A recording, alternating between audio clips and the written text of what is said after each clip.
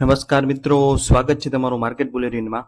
આજના વિડીયોમાં વાત કરવી છે આપણે ગઈકાલે આવેલા મહત્વના પરિણામોની. તો વિડીયો કદાચ થોડોક લાંબો થઈ શકે છે, તો વિડીયો છેલ્લે સુધી જોજો. ચાલો વધુ વાત ન કરતા શરૂઆત કરીએ. સૌપ્રથમ રિલાયન્સ ઇન્ડસ્ટ્રીઝથી. તો રિલાયન્સ ઇન્ડસ્ટ્રીઝના આ વખતેના પરિણામો એક મોટા બિઝનેસ શિફ્ટનો સંકેત આપી રહ્યા છે. કંપનીએ વાર્ષિક ધોરણે 80,775 કરોડનો ઐતિહાસિક ચોખ્ખો નફો કરી અને પોતાની મજબૂતી સાબિતી કરી છે. પરંતુ જો આપણે માઇક્રો લેવલે જોઈએ તો કંપનીના પરંપરાગત O2C એટલે ઓઇલ ટુ કેમિકલ બિઝનેસ ઉપર દબાણ જોવા મળ્યું છે, જેનો નફો ગત વર્ષના 16,773 કરોડથી ઘટીને 16,168 કરોડ થઈ ગયો છે. આ ઘટાડાની ભરપાઈ કંપનીના કન્ઝ્યુમર બિઝનેસ એટલે કે જીઓ અને રિટેલે કરી છે. જીઓનો નફો વધીને 6,874 કરોડ અને રિટેલનો નફો 4,033 કરોડ થયો છે, જે દર્શાવે છે કે રિલાયન્સ હવે માત્ર ઓઇલ કંપની નથી રહી, પણ એક પ્યોર કન્ઝ્યુમર ટેક જાયન્ટ બની ગઈ છે. કંપનીએ શેરધારકો માટે ₹6 પ્રતિ શેર ડિવિડન્ડની પણ જાહેરાત કરી છે અને 8,924 કરોડની અધર ઇન્કમ દ્વારા પોતાની બેલેન્સ શીટને પણ મજબૂત કરી છે. તો આ રિઝલ્ટનો નિષ્કર્ષ એવો આવે છે કે આ રિઝલ્ટ ન્યુટ્રલ ટુ પોઝિટિવ કહી શકાય. ટૂંકા ગાળા માટે O2C માર્જિન ચિંતાનો વિષય છે, પરંતુ જીઓ અને રિટેલનો ગ્રોથ લોંગ ટર્મ ઇન્વેસ્ટર માટે પોઝિટિવ છે. હવે વાત કરીએ બીજા પરિણામની L&T ફાઇનાન્સની. તો L&T ફાઇનાન્સે તેના લક્ષ્ય 2026 મુજબ રિટેલ પોર્ટફોલિયો પર જે ધ્યાન કેન્દ્રિત કર્યું છે, તેના શ્રેષ્ઠ પરિણામો આ ક્વાર્ટરમાં જોવા મળ્યા છે. કંપનીનો ચોખ્ખો નફો વાર્ષિક ધોરણે 27% જંગી ઉછાળા સાથે 807 કરોડ નોંધાયો છે, જે ગત વર્ષ સમાન ગાળામાં 636 કરોડ હતો. કંપનીની કુલ આવક પણ 18.6% વધીને 4,771 કરોડ ઉપર પહોંચી છે.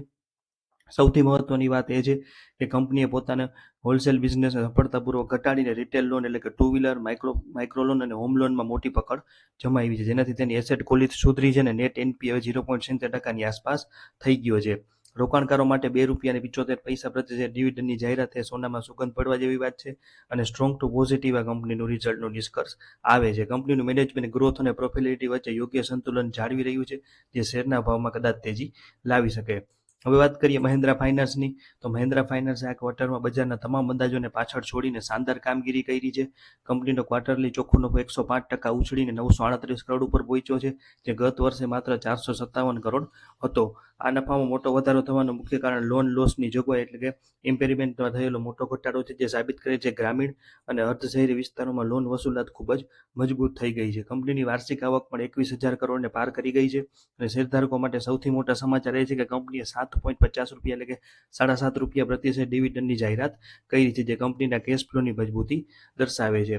આ રિઝલ્ટ સ્ટ્રોંગ ટુ પોઝિટિવ કહી શકાય, કારણ કે મજબૂત કલેક્શન એફિશિયન્સી અને આક્રમક ડિવિડન્ડ પેઆઉટના કારણે આ શેરમાં રોકાણકારોનું ફેવરેટ બની શકે છે. આગળ વાત કરીએ ઇન્ડસ બેંકની.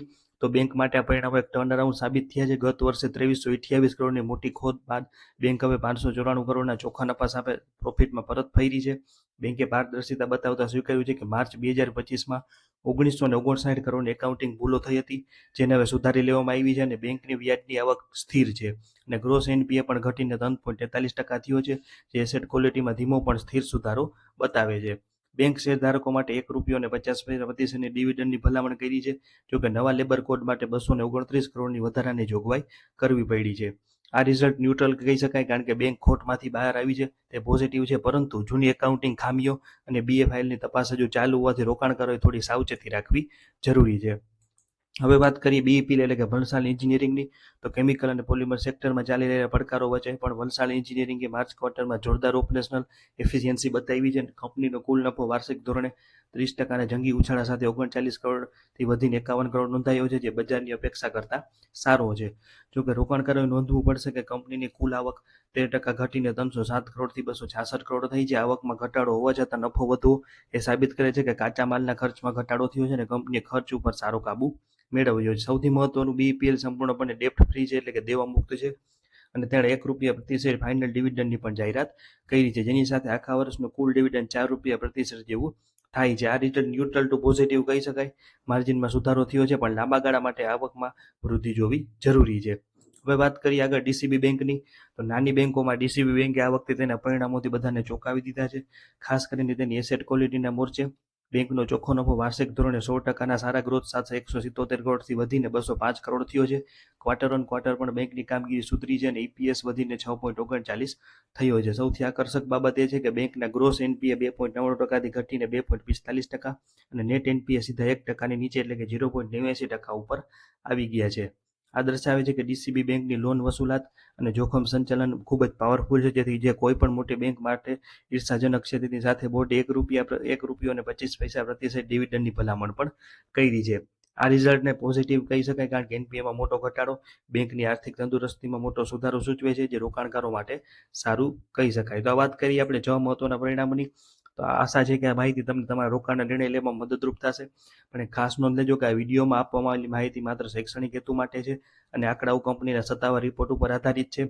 શેરબજારમાં રોકાણ કરવું એ જોખમને આધીન છે. કોઈ પણ રોકાણ કરતા પહેલા તમારા ફાઇનાન્શિયલ એડવાઇઝરની સલાહ ચોક્કસ લેવી અથવા તમારા પોતાના રિસર્ચ ઉપર વિશ્વાસ રાખવો.